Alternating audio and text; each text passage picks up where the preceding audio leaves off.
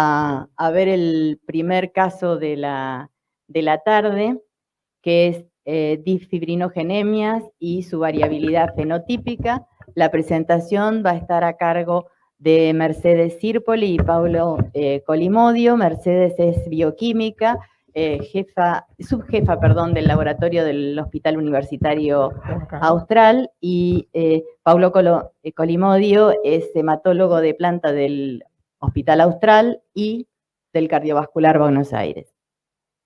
Bueno, muchísimas gracias. En primer lugar, tanto el doctor Paulo Colimodio como yo queremos agradecer a la comisión directiva del Grupo CAT por invitarnos a participar de esta segunda reunión científica. Como acaban de mencionar, los casos clínicos que vamos a presentar están relacionados con disfibrinogenemia y su variabilidad fenotípica. Vamos a pasar un poco rápido las primeras diapositivas porque es un poco lo que acaba de mencionar Alicia, es decir, sabemos que la disfibrinogenemia es un trastorno de la coagulación causado por la biosíntesis alterada de la molécula de fibrinógeno. Como todos sabemos, el fibrinógeno juega un rol importante tanto en la coagulación, en la fibrinolisis, en la angiogénesis, como en otros procesos biológicos. Bueno, acá tenemos la proteína del fibrinógeno, que es una glicoproteína hexamérica, ¿sí? Que tiene un peso molecular de 340 kilodalton, que está formado por las 3 cadenas polipeptídicas que están unidas entre sí por puentes disulfuro. Son 3, como acaba de mencionar Alicia, los genes que codifican para cada una de las cadenas de estas proteínas y que se encuentran en el cromosoma humano 4q28q31.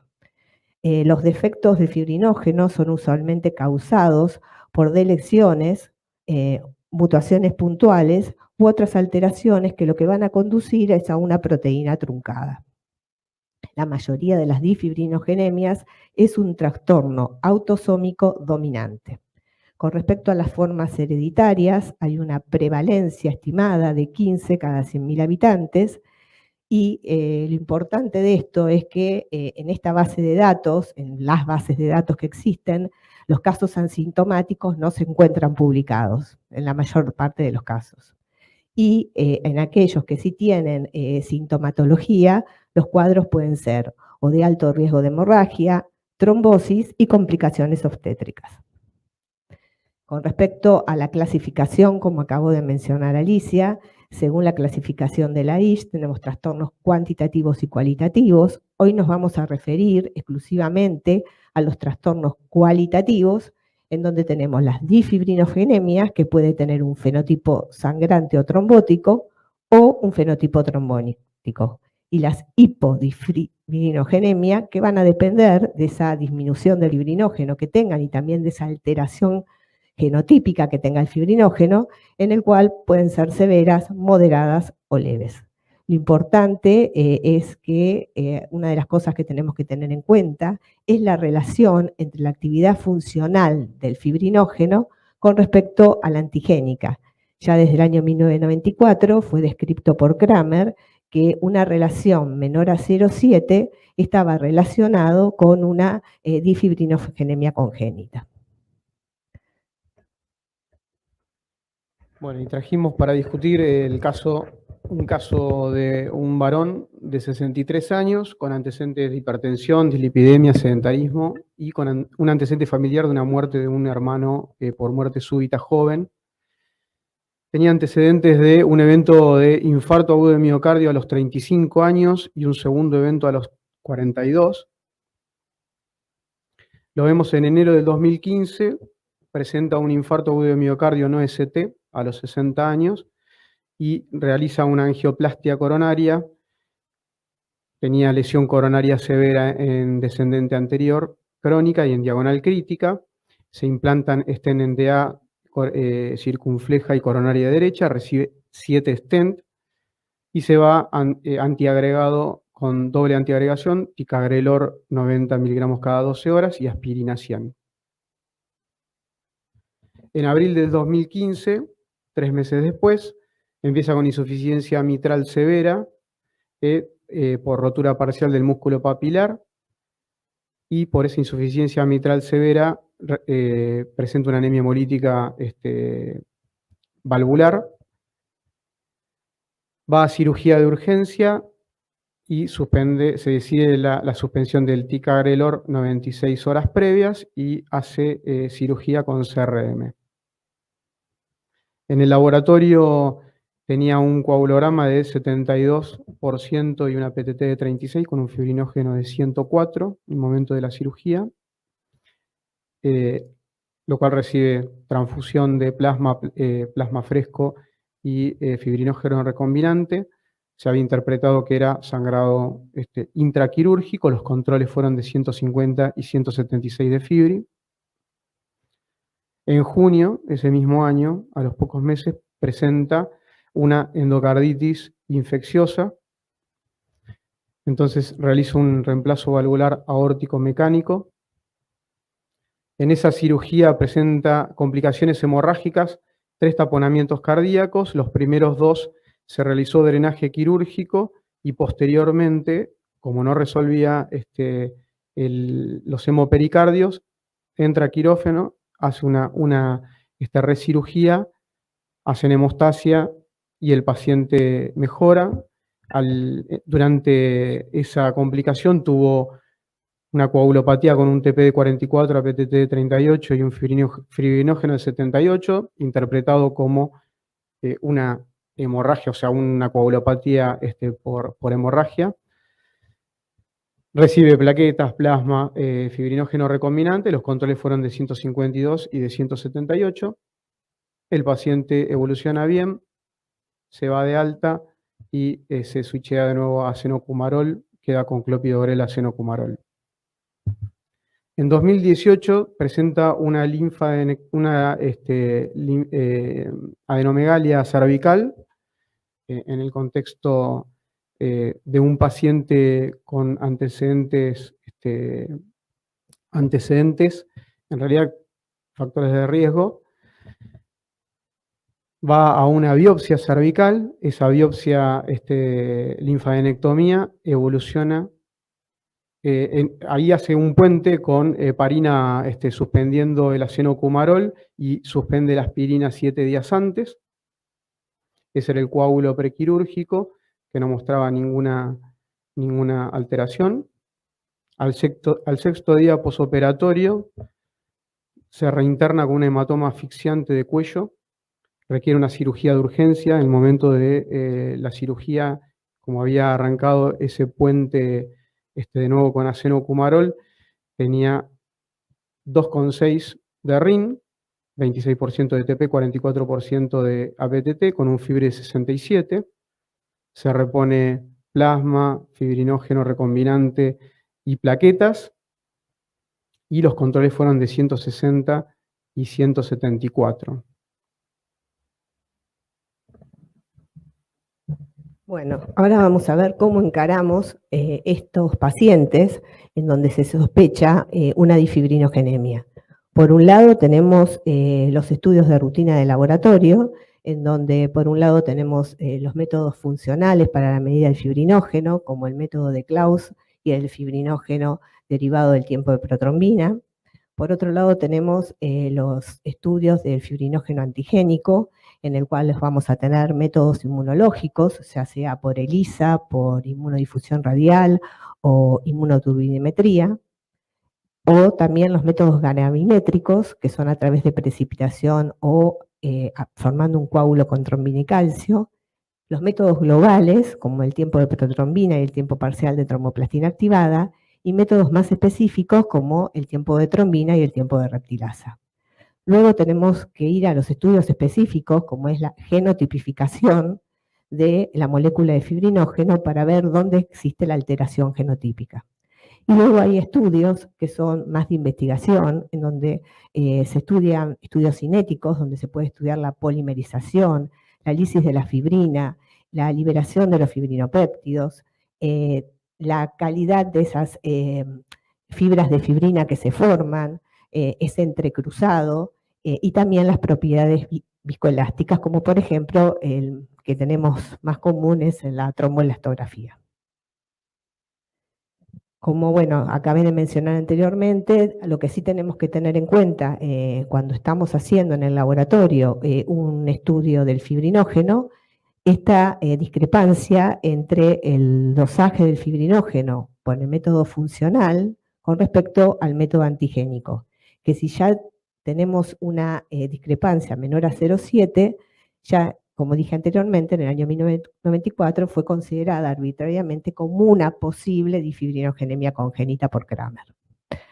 Entonces, tenemos por un lado el diagnóstico específico, que es la genotipificación, y todo el estudio cinético es lo que nos permite detectar la ausencia o demora de la liberación de fibrinopéptidos A y B, la variación en la velocidad de la polimerización y también el grosor de estas fibras de fibrina. Y esto es porque se ha visto que en pacientes con difibrinogénemia la fibrina resulta más desorganizada con respecto a la fibrina control. Hay individuos los que sufrieron sangrado, sobre todo, la fibrina resultó más permeable con respecto a los que no lo sufrieron o los que tuvieron antecedentes trombóticos. Y por otro lado, pacientes con historias de trombosis presentaron prolongación del tiempo de lisis del coágulo. A su vez, todos estos estudios también nos permiten poder entender la polimerización y el proceso lítico de fibrinógeno normal.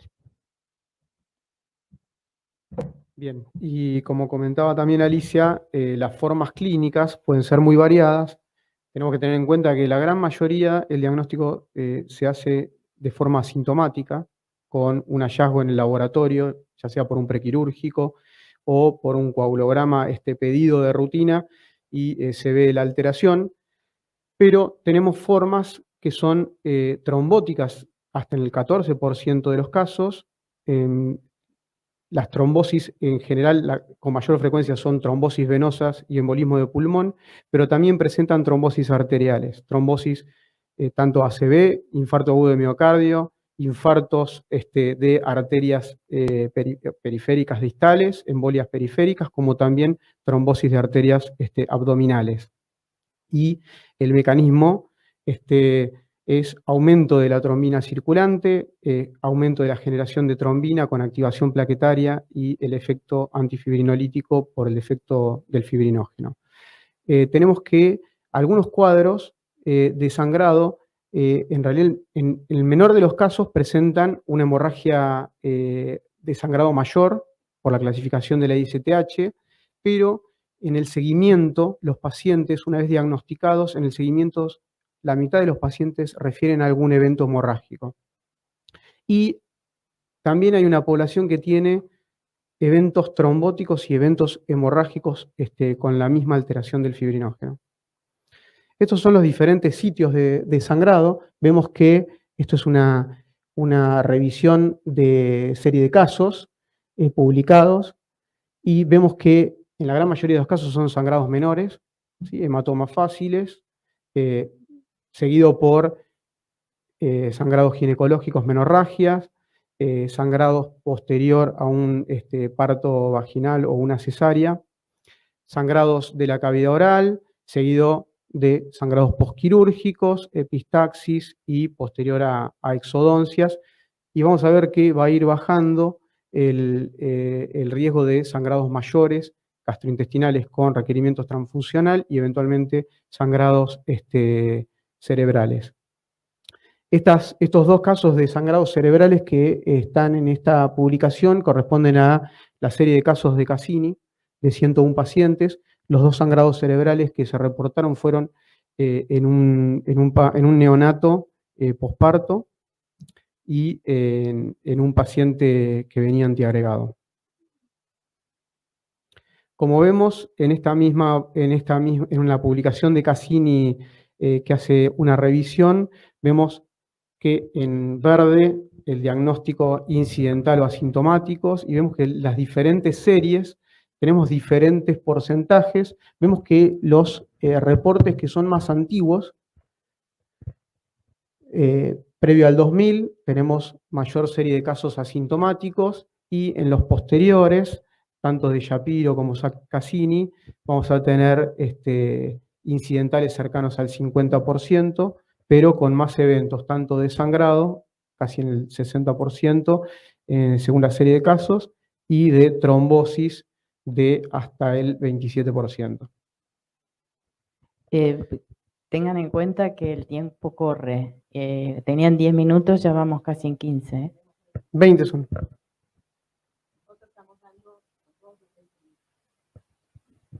Entre los dos los 20 minutos. Bueno, está bien. ¿Estamos bien? Bueno, está bien.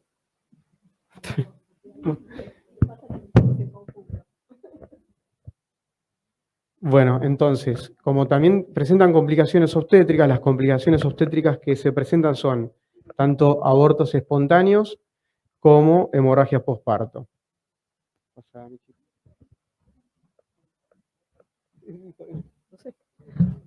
Bueno, yo voy a hablar un poquito de los métodos de laboratorio que utilizamos para este paciente, para este caso, que fue, por un lado, dentro de los métodos funcionales, el método de Klaus, que como todos lo conocen, mide la tasa de fibrinógeno, mide la tasa de conversión de fibrinógeno en fibrina en presencia de una concentración elevada de trombina. El tiempo de coagulación medido es inversamente proporcional a la concentración de fibrinógeno y tenemos que tener en cuenta que la presencia de heparina en concentraciones mayores a 0,6 unidades por mililitro, niveles elevados de productos de degradación de la fibrina, arrojan resultados falsamente disminuidos.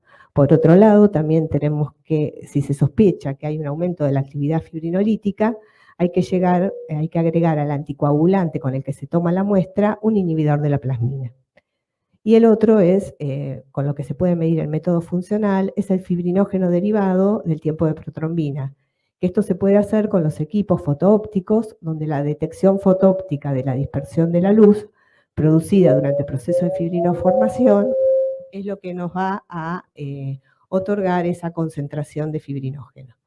Hay buena correlación en este método entre valores de 1,5 a 4, pero tanto concentraciones terapéuticas de heparina como la presencia de anticoagulantes orales y toda aquella calidad de la muestra que afecte la medición fotoóptica van a alterar el resultado. Con respecto a los métodos inmunológicos, nosotros hicimos inmunodifusión radial, trabajamos con plasma citratado, con una placa de agarosa con anticuerpos específicos, y bueno, el fundamento se basa en que al principio existe una relación cuantitativa entre la cantidad de antígeno en la muestra evaluada y el diámetro del anillo de precipitación. Algunas consideraciones para este método, para los que no están avesados a trabajar con el mismo, es que las placas se deben mantener a una temperatura de 2 a 8 grados en forma invertida, pero no se deben congelar porque esto deteriora el reactivo. Por otro lado, cuando estamos haciendo la técnica, es decir, cuando ya sembramos la muestra, las placas deben permanecer también en forma invertida, en cámara húmeda, y no hay que ni movilizar ni modificar la temperatura, y los halos deben ser leídos con una regla de lectura o con una lupa graduada. Y el tiempo de reptilasa y el tiempo de trombina, que bueno, la diferencia que existe entre ambos es que el tiempo de reptilasa mide el tiempo de coagulación del plasma por efecto de una cantidad fija de reptilasa, que es similar a la trombina, pero que cliva exclusivamente a las cadenas alfa del fibrinógeno, a diferencia de la trombina que cliva a las alfa y a las beta. Y la reptilasa, a diferencia de la trombina, no es inhibida por la heparina. Entonces, después de haber contado todo esto, les cuento qué resultados dio el paciente que acaba de mencionar Paulo. Tuvimos un fibrinógeno desde el punto de vista funcional de 109, con un fibrinógeno antigénico por inmunodifusión radial y un fibrinógeno por derivado de 609, es decir, muchísimo superior al fibrinógeno funcional. Acá tenemos los valores de referencia. Por otro lado, el tiempo de trombina arrojó un resultado de 29, el tiempo de reptilasa de 30. El tiempo de reptilasa fue hecho en otra institución, no lo hicimos nosotros, lo mismo que el tromboelastograma, y también lo que nosotros hicimos fue el fibrinógeno gramimétrico, es decir, coagulamos la muestra con trombina y lo pesamos, y el coágulo con respecto a un normal dio muchísimo más pesado con respecto al normal. Estas muestras tuvimos la suerte, varias instituciones, de poder enviar las muestras a una universidad en Suiza, donde nos hicieron la genotipificación, y este paciente dio que era heterocigoto para la detección de 3 pares de bases en el exón 2 la cadena que codifica para la fracción alfa del fibrinógeno, es decir, había una deleción que en esa cadena se eliminaba la glicina 33 del fibrinopéptido A.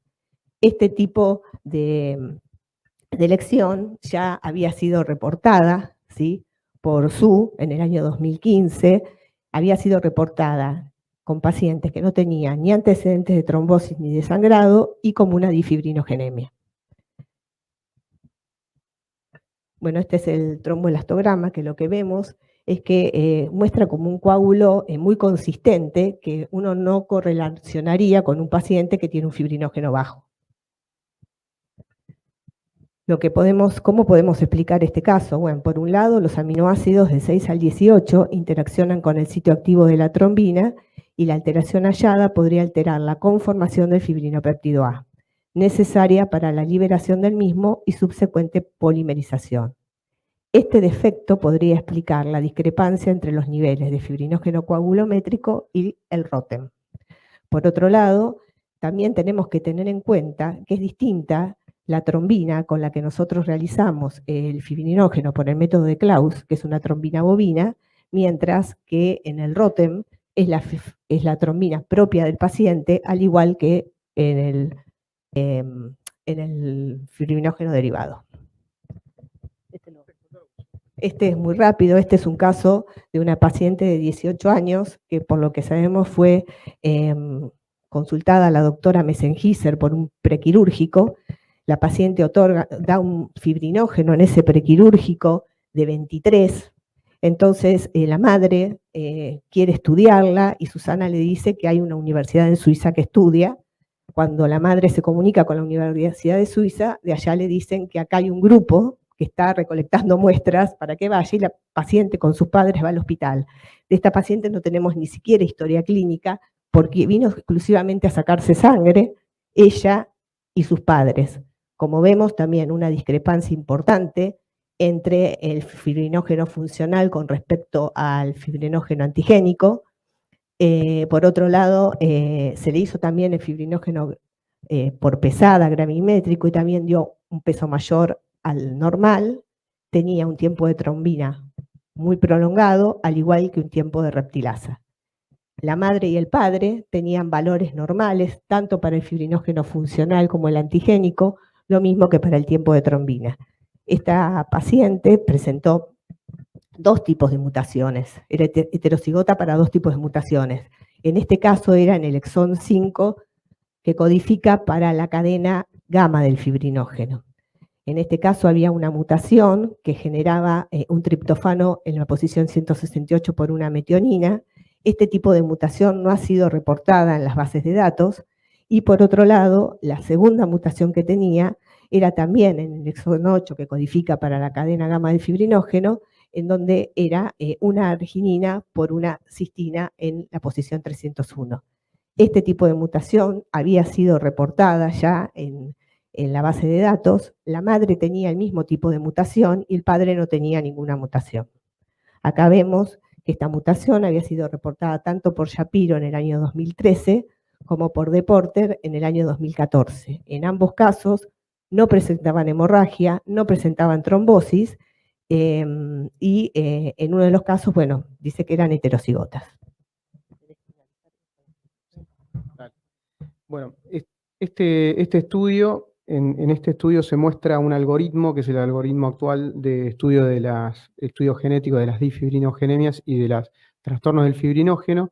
Lo traje simplemente para mostrar que ellos tienen un algoritmo en el cual ven que el 85% de las alteraciones genéticas están en el exón 2 y en el exón 8, tanto del gen A y el gen G. Ese es el primer paso. Y el segundo paso es estudiar los exones, o sea, el gen A exón 5, el B es el 2, y con eso tienen el diagnóstico de el 94,6% de los casos.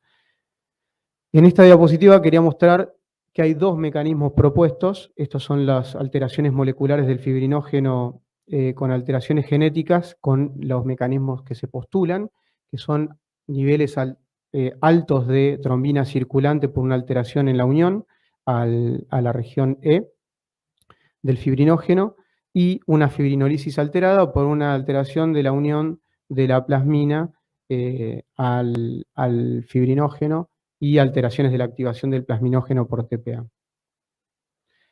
Este es el registro de Cassini, que es un multicéntrico de 5 países, y simplemente lo traje para mostrar la heterogeneidad del fenotipo. Vemos que en rojo están los que tuvieron fenotipo sangrante, que se da casi en el 45%, y vemos que el fenotipo de trombosis en menor medida en el 20%, y los combinados en lila. Pero si nos ponemos a observar cuáles son las alteraciones más frecuentes, que son la mutación a nivel del exón 2 del gen A, de la arginina 35, que son la mayoría de los pacientes, junto con la alteración del gen G, el exón 8, la arginina 301, que son el 75% de los pacientes tienen fenotipo tanto sangrante como hemorrágico, sangrante como trombótico. Esta es la serie que comentó Alicia y que comentó también Mercedes. Vemos que tuvimos de los 9 casos, 3 pacientes que fueron asintomáticos, 3 pacientes que tuvieron eventos trombóticos, todos arteriales, y 3 pacientes que tuvieron fenotipo de sangrado leve. El que tuvo trombosis arterial, que fue el paciente que presentamos nosotros, tuvo trombosis arterial y sangrado severo como manifestación. Entonces, como conclusión, podemos decir que los defectos genéticos que encontramos en los genes G podrían explicar la discrepancia entre los niveles de fibrinógeno antigénico y funcional, que presentamos un fenotipo trombótico arterial y con hemorragia severa y uno asintomático, lo cual refleja la gran variabilidad fenotípica, y a pesar de la baja frecuencia que tiene esta patología, hay que pensarla y hay que pedirla porque tiene implicancia en el manejo posterior. Muchas gracias.